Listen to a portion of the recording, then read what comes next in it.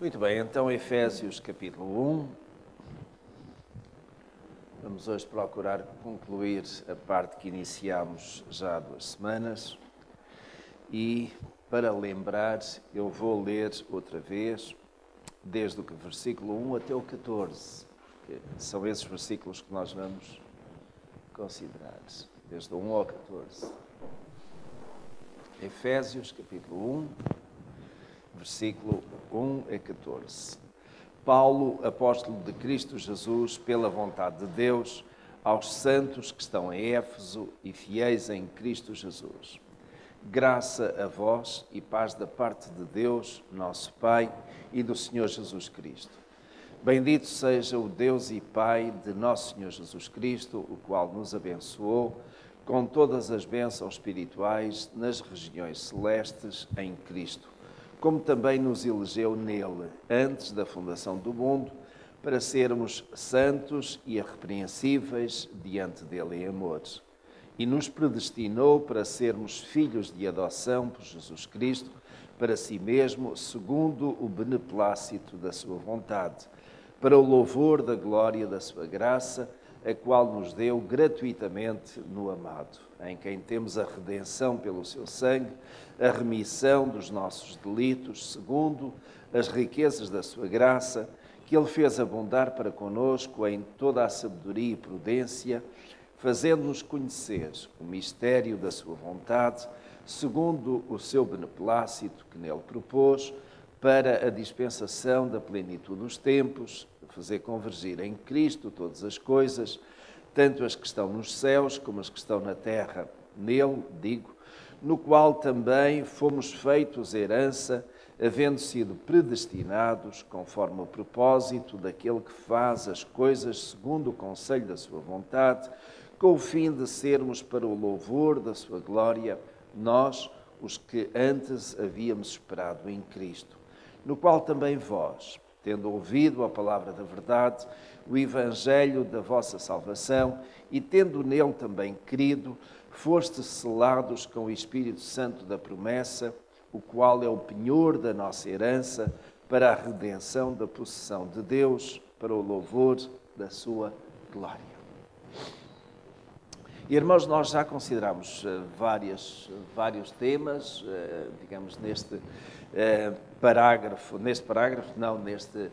bloco de texto com que o apóstolo Paulo começa esta sua epístola. Consideramos a questão das bênçãos, que Deus nos já abençoou com todas as bênçãos espirituais das regiões celestes em Cristo. Portanto, é um Deus de bênçãos que faz chegar as suas bênçãos aos seus filhos, como também, portanto, não apenas essas bênçãos diversas, como também a bênção da eleição. Nós fomos eleitos nele e eleitos nele antes da fundação do mundo. Isto é, antes que Deus tivesse feito o homem, inclusive antes de ter feito o universo, ter criado todas as coisas. Deus já havia determinado que nós iríamos ser eleitos, nós quem? Nós, aqueles que aceitamos Jesus, eleitos para sermos santos e irrepreensíveis. E é bom lembrar isto, o homem foi criado perfeito, foi criado santo e irrepreensível. Mas a desobediência levou o homem a pecar, levou o homem a ficar maculado, a deixar de ser santo, deixar de ser irrepreensível, e o propósito de Deus é que o homem possa ser restaurado a essa condição. E nós fomos eleitos para sermos santos e irrepreensíveis diante dele em amor. Também nos predestinou. Predestinou significando destinação anterior. Portanto, fomos destinados antes de certas coisas acontecerem, antes do que quer que seja, Deus já nos predestinou. Para quê? Para sermos filhos de adoção. Filhos de adoção, porque nós não éramos filhos. O povo diz, somos todos filhos de Deus. É um erro tremendo, somos todos criaturas de Deus. Mas filhos de Deus é somente para aqueles que aceitam Jesus como sendo o Filho de Deus. e o seu Salvador. E Deus, então, aqueles que recebem Cristo nessa condição, declara-os seus filhos e filhos por adoção. E, naturalmente, com isso nós vamos louvar o nosso Deus pela sua graça para connosco. Começámos a considerar a questão da redenção. E a redenção tem a ver com o resgate. E é isso que nós vamos considerar, digamos, tomando aqui alguns versículos. Já agora também só sublinhar que a parte da eleição e da predestinação são como que duas faces de uma mesma moeda que tem a ver com salvação.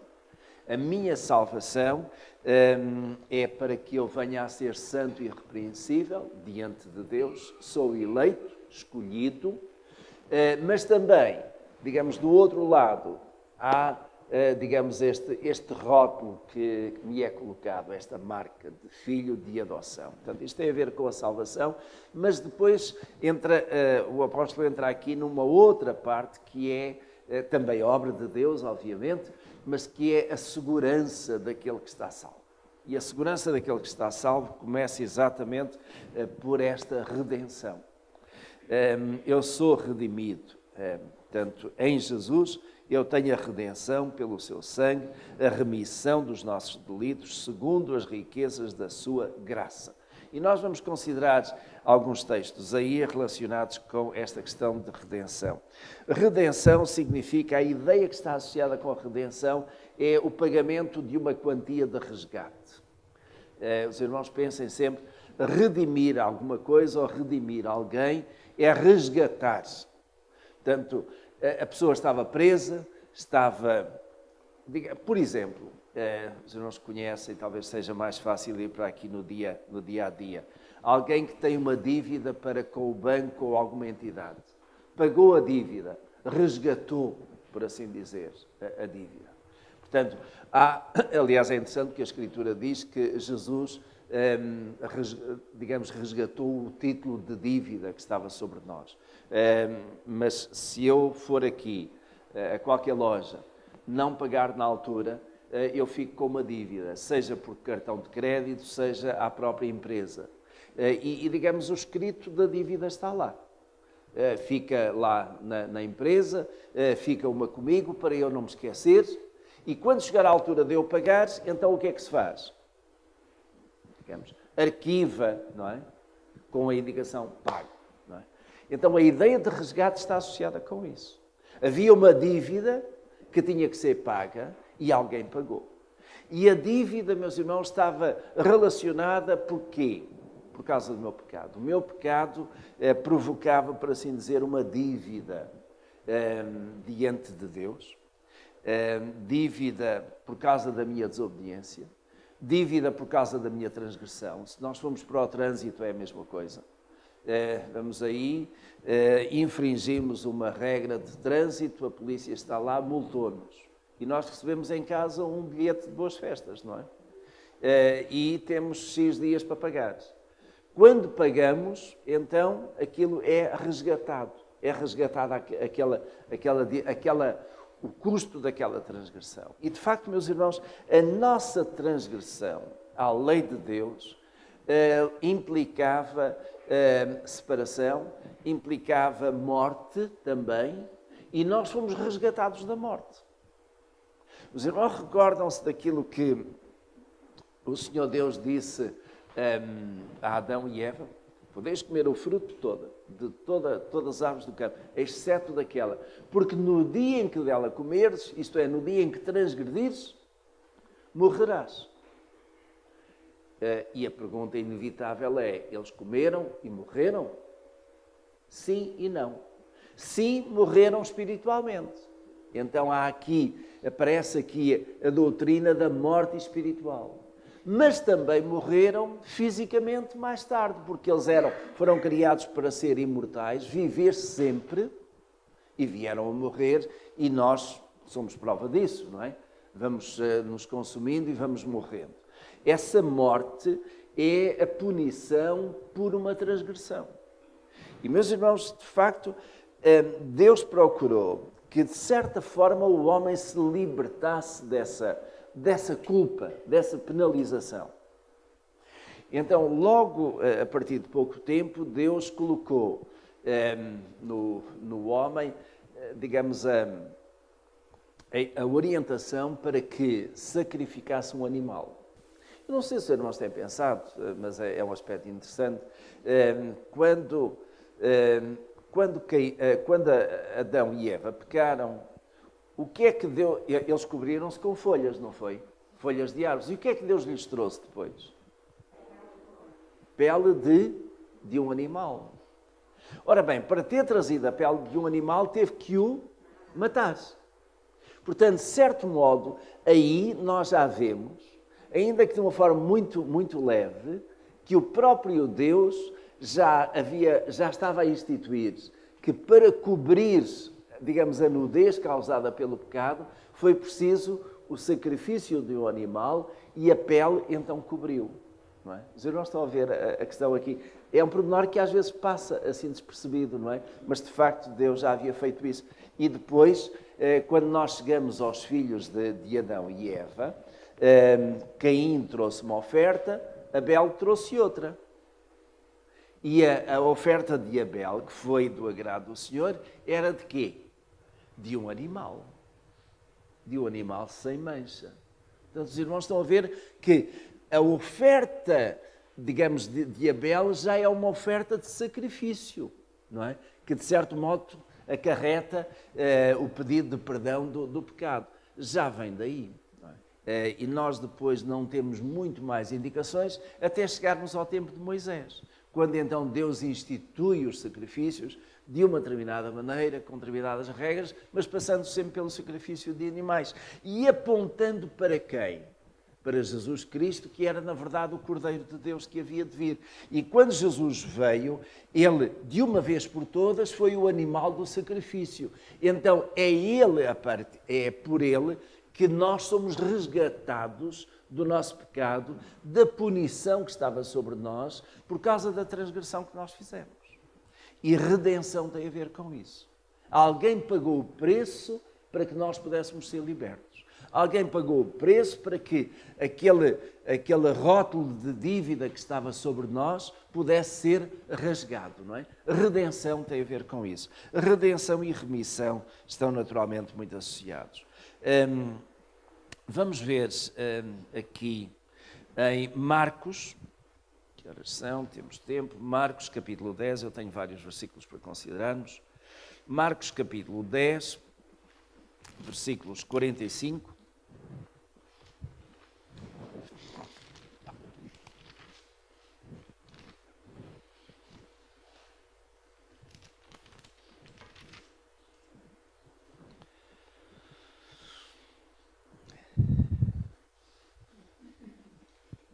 Alguém que encontra, pode ler.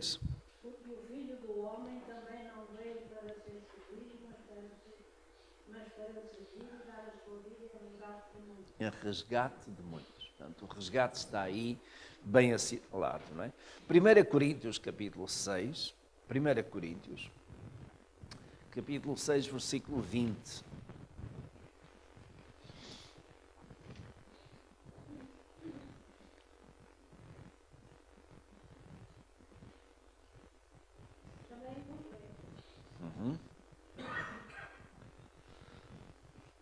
Vamos deixar que outro irmão ou irmã leia.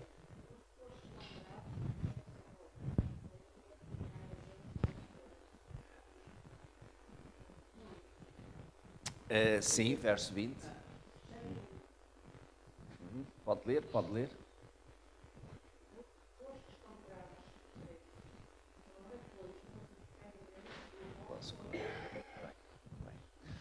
Bem-vinda. Chegar, tem a menina. Nós temos classes para todas as idades, inclusive para crianças. Será que ela quer ir juntar-se às outras meninas lá em cima?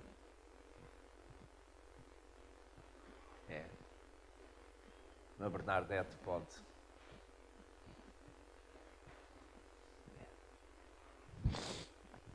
Então, fostes comprados por preço.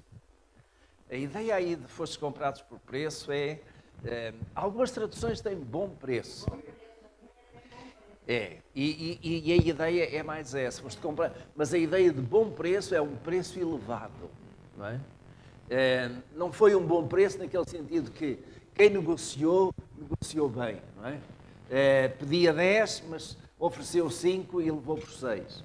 Não é essa a ideia. A ideia de bom preço aqui é um preço elevado, um preço que era pesado, não é? E de tal modo era pesado que custou a vida, não é? Ao próprio Senhor Jesus, não é? Por isso mesmo, em consequência disso, glorificai, pois, a Deus em vosso corpo. Atos capítulo 10, versículo 28.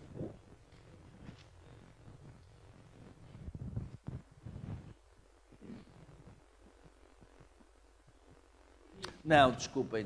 Atos capítulo 20. Atos capítulo 20, versículo 28.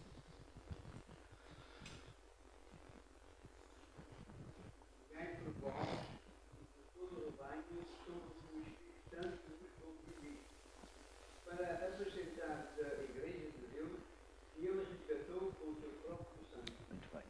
A minha tradução tem adquirido, mas a ideia é mesmo essa. Resgatou.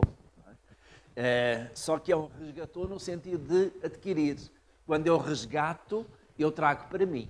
Passa a ser minha possessão. Não é? Que ele resgatou com o seu próprio sangue. E a ideia de resgate que aparece em vários textos da Escritura do Novo Testamento está aí. Colossenses, capítulo 1, versículo 14.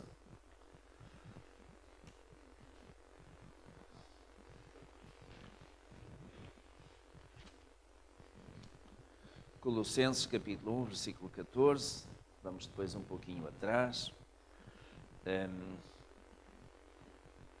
Já agora, versículo 12. O 12, porque tem uma palavra interessante.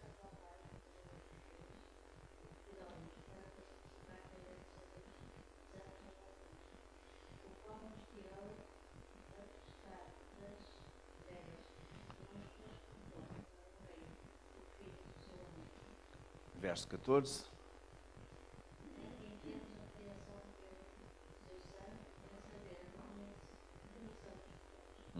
Em quem temos a redenção.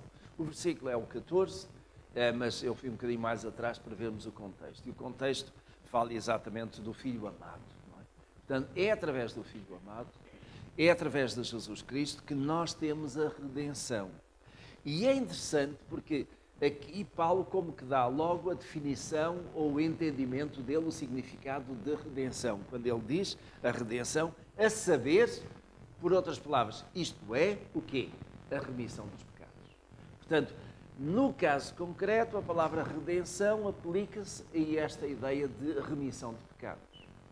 Eu posso ser redimido do pagamento de uma multa, de uma prestação do banco, mas neste caso concreto, no contexto do Novo Testamento que nós estamos a falar, redenção significa perdão de pecados. Significa, então, remissão de pecados. Não é? 1 de Pedro, capítulo 1, versículos 18 e 19. 1 de Pedro.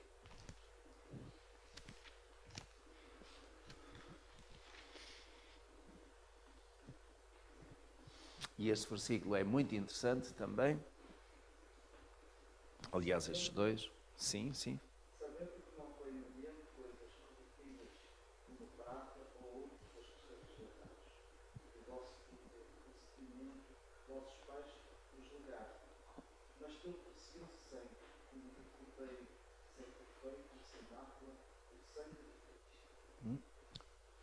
Se nós queremos alguma coisa mais clara, está aqui, não é? Então, sabendo que não foi com coisas corruptíveis, portanto, o tal preço ou o bom preço não foi prata nem ouro, por muito elevado que pudesse ser, não é? Mas foi com, e ele passa logo para o fim, mas foi com o seu precioso sangue. E fomos resgatados, portanto, a ideia de resgate, a ideia de redenção tem a ver com o quê? Eu fui resgatado de quê? Da vã maneira de viver que eles haviam recebido por tradição dos seus pais. E, meus irmãos, isto aplica-se quer a judeus, quer a gentios. Os portugueses têm tradições. tem religiosidade, tem muitos ídolos. E isso receberam por tradição. Mas quando de facto alguém aceita o Senhor Jesus Cristo, então é resgatado.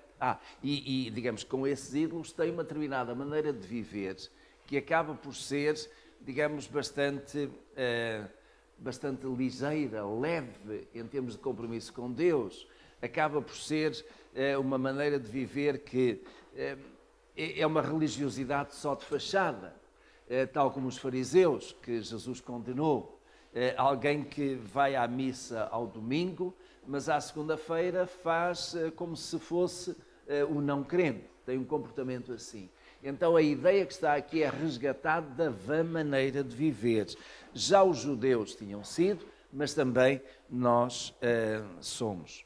E depois tem, mas com o precioso sangue, como de um cordeiro sem defeito e sem mancha. E esta questão do cordeiro sem defeito e sem mancha vem desde os tempos da instituição da Páscoa lá no Egito, não é? Quando Deus deu indicação, por causa da 10ª e última praga que viria, ao seu povo que havia de pegar num cordeiro de entre o rebanho, sem mácula, sem qualquer mancha, sem qualquer defeito e de 1 ano de idade. Portanto, era terrinho ainda, não é? Era aquele que até era mais apetecido em termos de iguaria alimentar. Então esse cordeiro iria ser sacrificado e o seu sangue derramado. Portanto, e esta ideia aqui da redenção através do sangue foi, digamos, já existia antes, foi marcada, digamos, naquela altura com a instituição da Páscoa, perdurou até aos dias de Jesus e no tempo, com Jesus, ela é substituída. Ao ponto de João Batista, quando vê Jesus a vir na direção dele para ser batizado, diz: eis o Cordeiro de Deus que tira o pecado do mundo. E esta ideia de tirar o pecado do mundo é resgatar. Ele vai dar a sua vida, é um bom preço que ele vai pagar, um bom preço para nosso resgate. E meus irmãos, sobre resgate, e voltando agora a Efésios, vamos todos de novo sintonizar-nos. Efésios.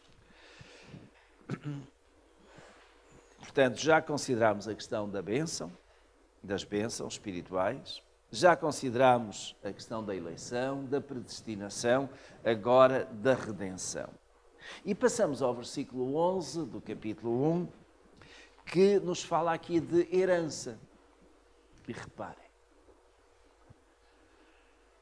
os irmãos recordam-se de eu ter dito que este conjunto de versículos estava dividido em 2 grandes partes. Uma que tem a ver com salvação, que é fomos eleitos e fomos predestinados, não é? E agora a questão da segurança. Eu tenho a segurança da minha salvação por causa de quê? Do resgate que Jesus fez, da remissão dos meus pecados feita por Jesus. Bom, e se fosse só isso, já era muito bom. Mas o Senhor Deus ainda acrescenta outra coisa. É a questão da herança. Não é? E a herança, nós como a conhecemos, a herança normalmente é dada ou atribuída a quem? Quem são os herdeiros normais? São os filhos. Ora, por causa disso, já lá na questão da predestinação dizia que nós somos predestinados como filhos de adoção. Então, se somos filhos, ainda que por adoção, é capaz de haver uma herança para nós. E Paulo diz, há claramente uma herança. E então temos aí o verso 11. Nele, digo, também, fomos feitos herança. Os irmãos reparem qual é o tempo do verbo. É futuro? É presente? É passado? É passado, não é? Fomos feitos, ou seja, já aconteceu, Deus já fez. Deus não vai fazer à medida que nós nos vamos convertendo, Deus já fez. E tem a ver com a questão da eleição e a predestinação. Aqueles que Deus predestinou para serem filhos de adoção, já também predestinou para receberem o quê? A herança. Não é? Vocês não estão a ver aqui, a herança está ligada com a predestinação. predestinados para ser filhos da adoção, e por ser filho eu vou ter herança. Nós fomos eleitos para sermos santos e irrepreensíveis. Santos e irrepreensíveis tem a ver com a questão do pecado. Eu preciso me libertar do pecado. Como é que eu sou liberto do pecado? Pela remissão e redenção de Cristo. Os irmãos estão a ver aqui, há um paralelismo literário aqui que ele apresenta. Então, verso 11. No qual também fomos feitos herança, tendo sido predestinados, conforme o propósito daquele que faz todas as coisas, segundo o conselho da sua vontade. E sobre esta questão da vontade de Deus, nós estamos a estudar isto à quinta-feira. E alguns irmãos aqui já sabem um pouco mais ou têm isto mais avivado. Mas só queria sublinhar este aspecto aqui. Neste conjunto de versículos introdutório à carta, há 3 vezes que aparece a palavra vontade, e vontade de Deus. Está no verso 5, e nos predestinou para sermos filhos de adoção por Jesus Cristo, para si mesmo, segundo o beneplácito da sua vontade. A semana passada também já vimos que beneplácito significa o quê? O belo prazer da sua vontade. Deus tem prazer nisso, não é? É o livre-arbítrio de Deus, mas Ele tem prazer nisso. Depois, no verso 9, fazendo-nos conhecer o mistério da sua vontade, segundo o seu beneplácito, que nele propôs, e a ideia de fazendo-nos conhecer o mistério da vontade. A vontade de Deus é um mistério, muitas vezes. É mistério naquilo que nós ainda não conhecemos. Mas, em alguns aspectos, a vontade de Deus deixou de ser mistério porque ela foi revelada, foi dada a conhecer. Mas, particularmente para cada um de nós, Deus tem uma vontade para nós. A vontade de Deus para a minha vida interessa-me a mim, interessa também àqueles que estão à minha volta.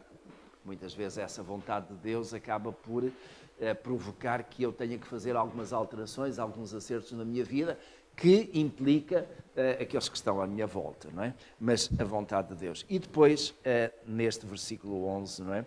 Que faz todas as coisas segundo o conselho da sua vontade. Sobre a questão da herança, eu gostaria de ver com os irmãos alguns versículos. Vamos ver em Romanos, carta aos Romanos, capítulo 8, versículos 16 e 17. Este capítulo 8 é extraordinário da parte do apóstolo Paulo.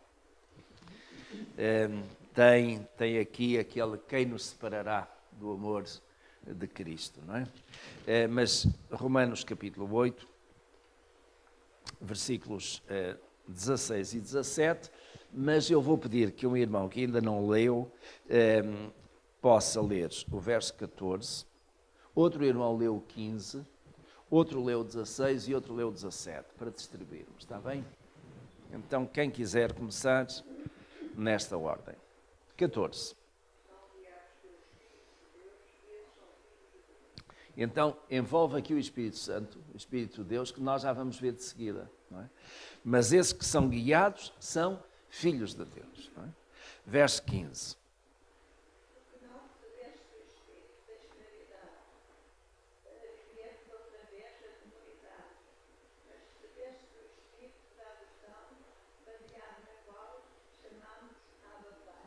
Estão a ver? Recebemos o Espírito, e este é o Espírito não de escravidão, mas o Espírito de adoção. E este Espírito de adoção é que nos leva a poder dirigir estas palavras. Abba, Pai. Abba, Pai é uma expressão carinhosa. Paizinho. Agora, meus irmãos, quem é que chama paizinho a alguém? É o filho, não é? Ou a filha. Portanto, aquilo que está aqui, o espírito de adoção, é aquele que nos coloca diante de Deus numa posição toda especial. Eu sou declarado filho. E por isso mesmo vou ao meu pai, ou à minha mãe, mas neste caso o meu pai, e digo paizinho. E nós podemos falar com Deus deste modo, paizinho. Abba, Pai. É isso que significa.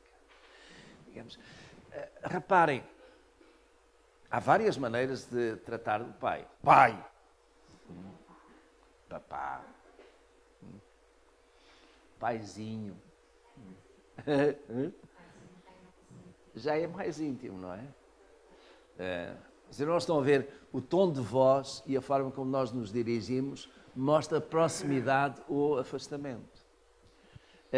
O apóstolo Paulo aqui está a dizer que nós podemos, com este espírito de adoção, ir a Deus com todo o carinho, com toda a intimidade, porque Ele nos considera como seus filhos, filhos por adoção. E agora verso 16.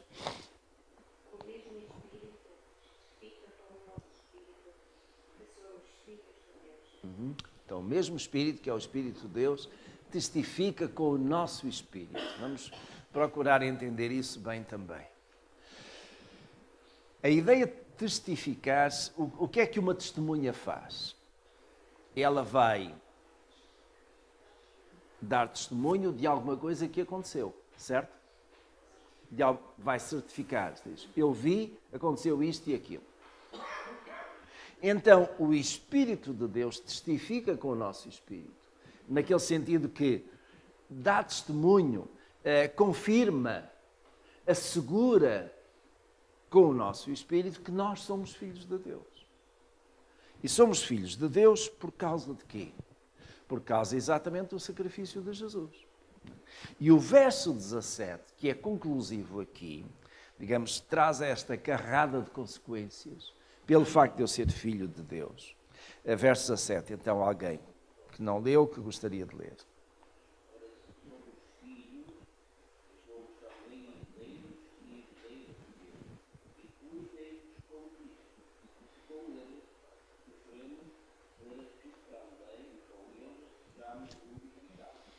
Então, se somos filhos, reparem, é uma consequência lógica.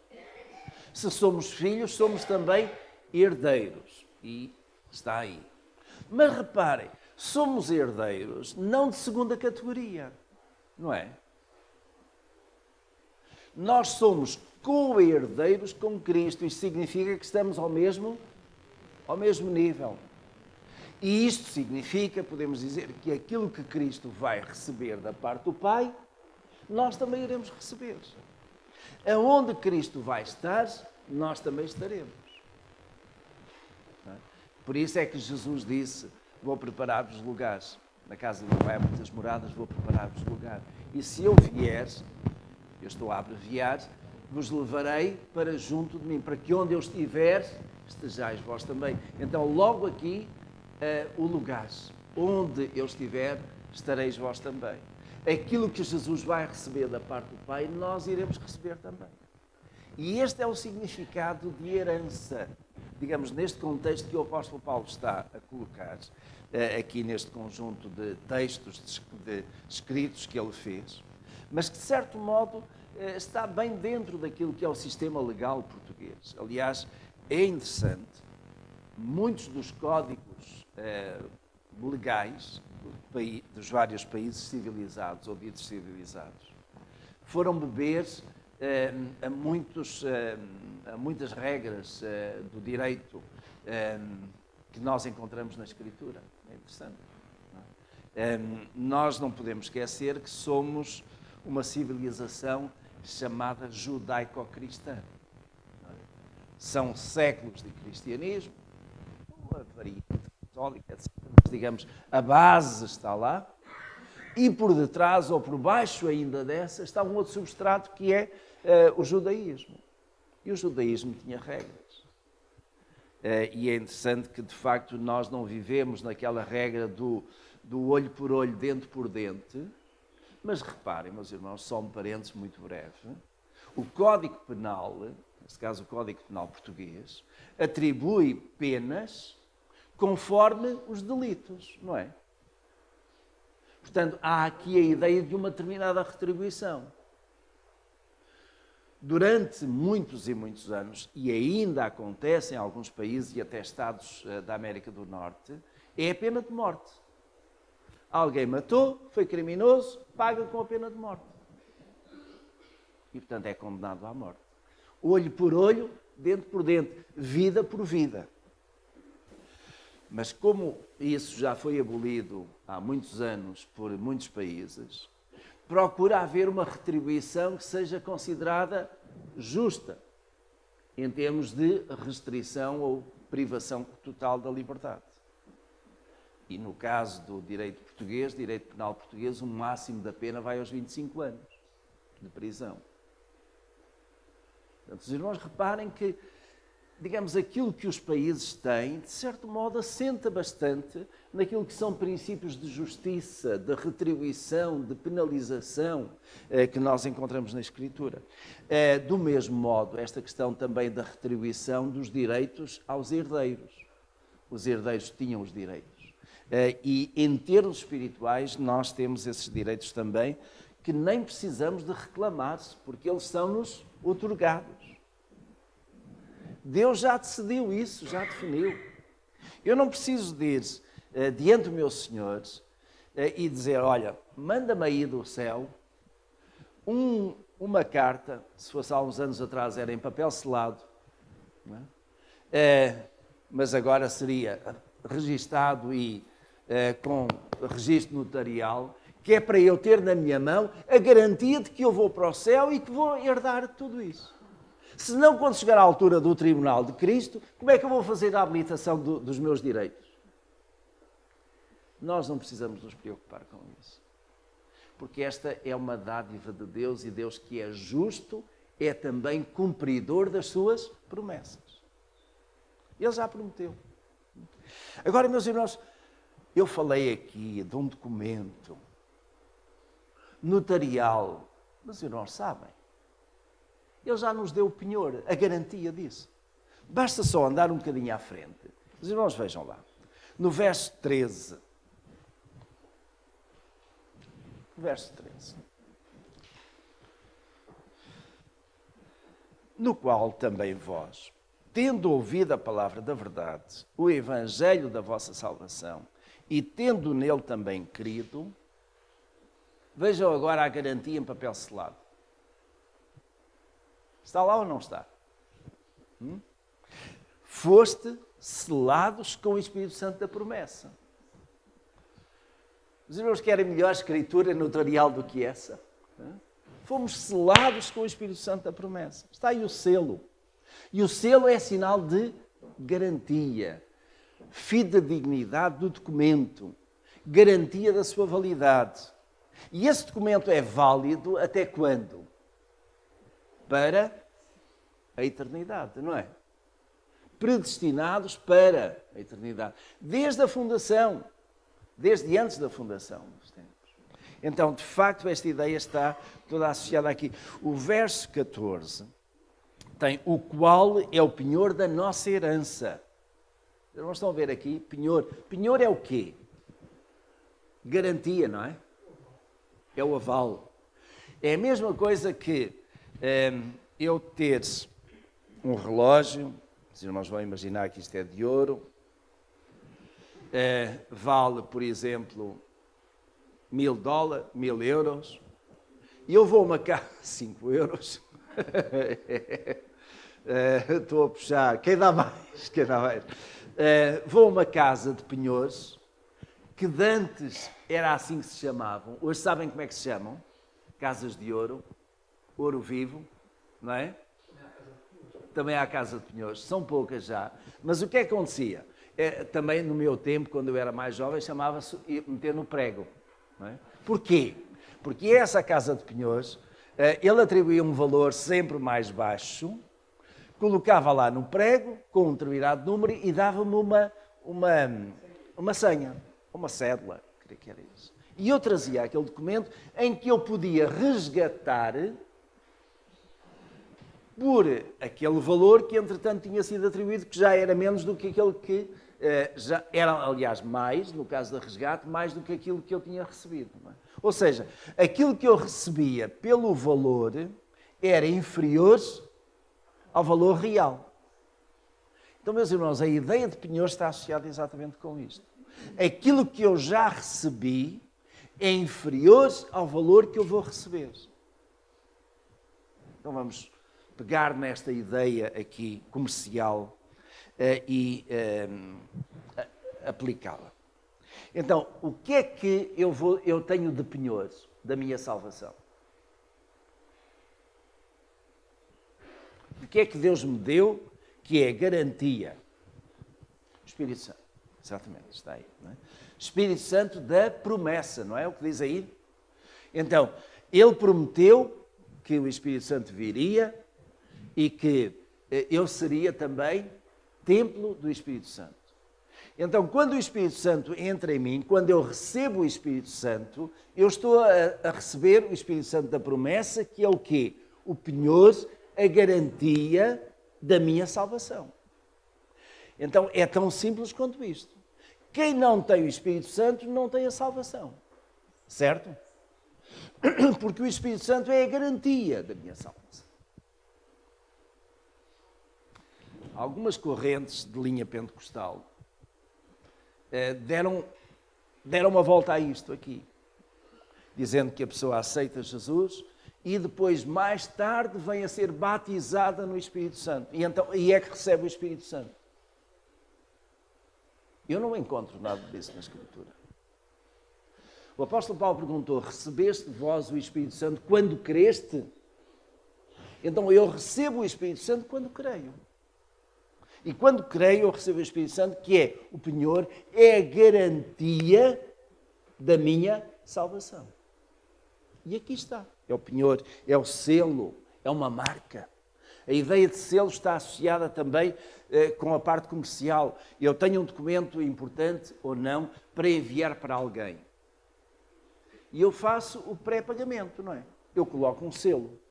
E esse selo é a garantia de que quem comercializa, digamos, o transporte de correspondência, está obrigado a fazer chegar ao destinatário aquela carta ou aquele pacote.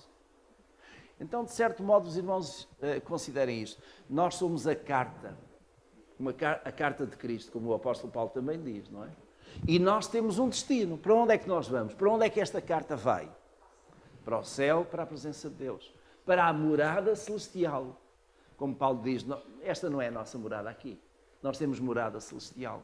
Então, esta carta, este pacote, tem que chegar ao céu. Só que, é interessante, isso já é outro aspecto, pelo caminho leva uma transformação. Porque esta carne e sangue não entram no reino dos céus, mas será transformado, não é? Mas o nosso destino é o céu. Nós estamos predestinados para isso mesmo, não é? Então temos esta garantia. E a garantia é o Espírito Santo que nos é dado. E agora reparem, eu tenho o Espírito Santo, mas a minha salvação não está completa. Pois não? Ou está? Agora é que baralhei. Depois de uma explicação tão linda, baralhei.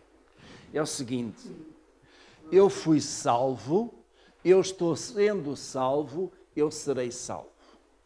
Portanto, salvação em 3 tempos. Deixem-me explicar brevemente isto, que é muito importante. Eu fui salvo quando eu me converti. E fui salvo de quê? Do meu pecado e da condenação que estava sobre mim. Não é? Quem está em Cristo já está justificado, não há mais condenação sobre ele, certo? No entanto, eu ainda não estou salvo do pecado, pois não. Ainda não estou salvo da morte física. Ainda não estou salvo da ação do diabo. E às vezes ando no caminho de Deus, às vezes ando, digamos, no caminho da santidade, outras vezes eu tropeço. E isso é a prova de que eu ainda não estou salvo do pecado. Fui perdoado, todos os meus pecados foram perdoados. Eu fui resgatado, eu fui redimido, mas ainda estou ainda estou no mundo. Não é? Ainda estou sujeito à queda, à tentação. Então, este período aqui é chamado o período da santificação. Eu estou sendo santificado. Eu converti-me e estou sendo santificado. Até quando eu chegar à presença de Deus, então, meus irmãos, para chegar à presença de Deus vai acontecer uma coisa extraordinária. Se eu, entretanto, tiver morrido, o meu corpo será ressuscitado. E aí eu venci a morte.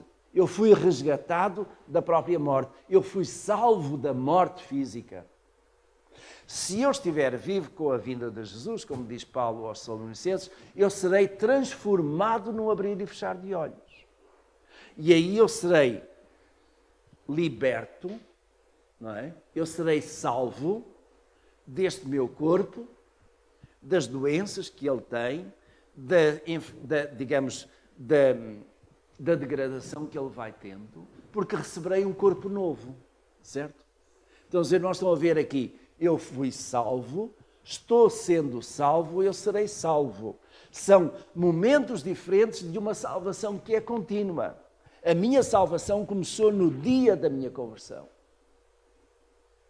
Mas eu hoje continuo a ser salvo, não salvo naquele sentido, salvo da conversão, mas salvo da ação do pecado, salvo quando eu peco, salvo quando alguma coisa acontece e eu tropeço e o Senhor me resgata outra vez. Não é? E eu vou procurando manter-me no caminho, até que, finalmente, eu serei salvo da própria morte. Os irmãos entenderam? Espero que ninguém fique confusado. Diga. É transformar-se, não é? Portanto, há todo um processo aqui, não é? Há todo um processo. Próxima semana, se Deus quiser, nós entraremos no capítulo 15 e tem aí várias características de uma igreja viva. Então é isso que nós vamos considerar no próximo domingo, se Deus quiser.